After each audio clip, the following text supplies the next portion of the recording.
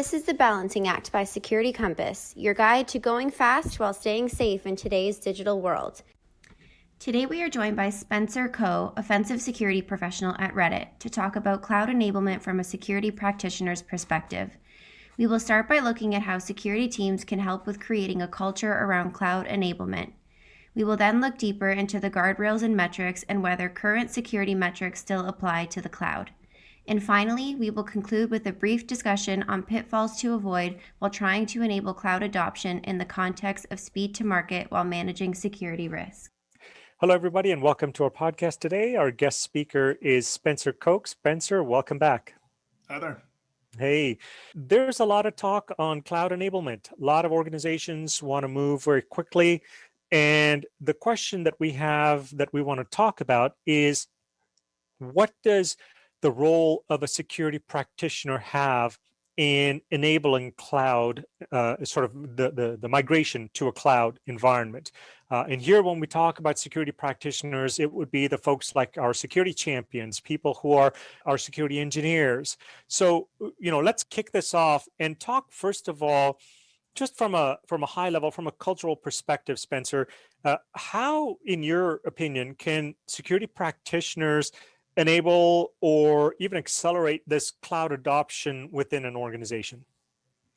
Yeah, I think it's tricky because there's so much movement and rapid adoption and rapid even service offerings from a cloud perspective, right? Like you look at all the things they're rolling out in AWS and GCP, it's a lot of stuff. And so I think one of the things that we as security folks have to be is almost like you got to be as good as your SREs almost. Understanding what the technology is, how to use it, how it's going to be used. Like those are all things that we need to understand so that we can be then advisors on the security aspect of it. And I find the biggest benefit that a security person has in the room when you're talking about cloud is you can think of all the ways that stuff is going to break and being able to provide that. Well, what if it's not the best case scenario? That's where we provide a lot of value. And then being able to figure out how do we put guardrails around everything in a cloud model. Those are the things that are interesting because it's no longer do you have to like find new architectural patterns or come up with some like amazing technology. Like all this stuff already is either an open source project or provided by the cloud provider. It's just up to you to figure out how do you and your company use those technologies to meet the same security objectives that we had to do 5-10 years ago. Interesting. And you brought up this idea of metrics and this idea of kind of setting these guardrails. I think if we look at our rapid delivery CI/CD pipelines that we've got, the focus and the emphasis is really on speed. And the deployment cycles today, the endpoint is really on a hybrid infrastructure. It could be in the cloud, it could be something on premises. When we look at these metrics, what types of metrics should we be considering to kind of balance this need for speed that the business really wants, but at the same time, they're also looking for this thing to be secure in order to balance the risk as well, right? Are they the same metrics that we've always had? Are there different metrics when we look at the cloud? What are your thoughts? Yeah, I would say that there's still the same metrics that we've always had. And so like one of the things that we should always be focused on is looking at the basics. So are we covering all of our bases? Do we have scans in every single pipeline or every single repo that you're deploying? A lot of the times that's pretty hard to pull off. And so even having the kind of basics, fundamentals, like are we scanning all the stuff or do we have linters or our guardrails are in place for every single VPC? Like that simple thing of what's our coverage from where are all the security controls deployed? That metric is still a very important metric. And that's a similar metric that I had 5-10 years ago. You're deploying an endpoint solution, you're deploying firewalls in your data centers, you're measuring what percent coverage. And so we're still doing that. I think that the technologies have for sure changed. And the ease at which those metrics can be gathered have definitely gotten a lot better because now AWS, GCP, they will provide a lot of these things for you. Or you can go to your fellow SREs and say, hey, I need to be able to report on this at scale. And we've got the tools, whether it's either via backend scripting or enabling technologies like Ansible and stuff like that. Like we've got things to be able to get data at scale. It's just a matter of, are we covering all of those things? And can we measure that? That's a hard thing. I think one of the metrics that definitely has to go out the window is, like, are we covering every single test case, every single scenario? So the expectation that every single deploy into prod has to be tested, that is definitely not a metric that flies in a cloud enabled environment. That might be great from like a frequency perspective. And so being able to say, like, every 2 weeks we'll do a full code review. Sure, okay, that is a fine metric, and being able to pull that off.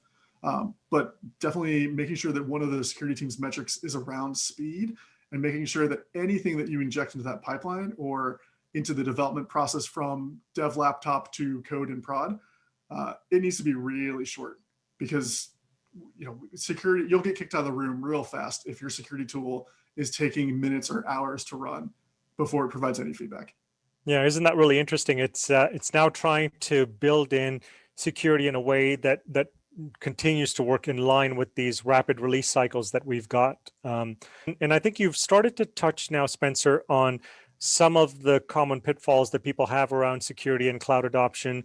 One of them being, for example, if you try to slow things down, you're going to get in the way, and people are going to try and find ways around this. And so it, in a sense, is now starting to inhibit cloud adoption because you're kind of slowing this down. Are there any other kind of common pitfalls that you see when it comes to security teams and cloud adoption? Yeah, I think one of the big ones is jumping straight into breaking builds. I know that's a big feature, like a selling component of a lot of vendors nowadays, which is pretty crazy, because that is like the last thing that you as a security team really want to do. Breaking builds means that you're now slowing down the development pipeline, and so there better be a real good reason why you're breaking it.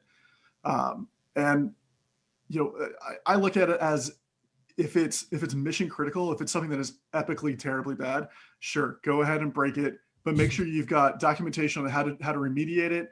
There's clear pathways to go from red to green, and not just, oh great, we were able to block X number of builds this week. Like, that is definitely a metric you don't want to have anywhere in your program. But being able to just provide, like, our objective should be to provide commentary back to devs to say this is a good thing or this is a bad thing. Here at Reddit, we deploy numerous times a day across all of our different infrastructure. And for me, it's mostly like, how can we shorten that window? So it doesn't necessarily mean like everything that's shipped is 100% perfect, because we can iterate in like 30 minutes. We can have a complete patch for something that we caught either through bug bounty program, through testing ourselves, through any various mechanisms of things that we're looking at. We can then push a patch, and the window of exposure, the likelihood that somebody's going to find that, extremely low. So I think it's focusing more on that race to shorten the window. So you're not going from, if you do a release every 3 months and the next time you can get a security patch is another 3 months, that's a terrible window. Like, we should be loving cloud adoption, because now we can find something, and within, X number of minutes or X number of hours, even, we can deploy a patch, and we can fix stuff now way faster than we used to. And we can even try things out. Like, maybe that first patch didn't work, or maybe there's more edge case scenarios, because now edge case scenarios are the only thing that like rules our lives. You can quickly iterate on how are those things, those security controls that you're building out within your code or within your infra. You can iterate on those, and that's awesome. Yeah. And so now that really starts to bring security into the fold to enable this whole cloud adoption strategy that organizations would have. Spencer, it's been a treat having you as always. Thank you very much for joining us today. Yeah, thanks, Altez. Want to learn about what Security Compass has to offer? Check out securitycompass.com/demo for a free demo today. Want more of the balancing act? Be sure to subscribe to our channel wherever you listen to podcasts for more episodes.